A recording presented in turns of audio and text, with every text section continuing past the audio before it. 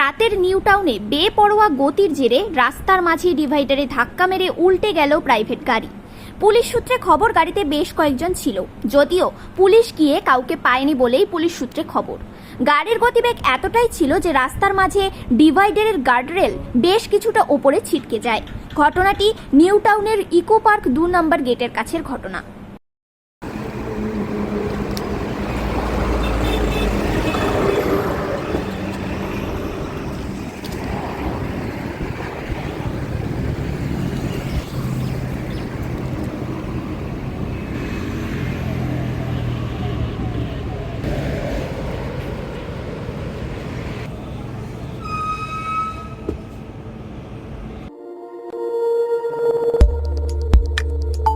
আমাদের সাথে থাকুন এবং দেখতে থাকুন নিউজ প্রাইম টাইমস, আপনাদের সাথে আপনাদের পাশে।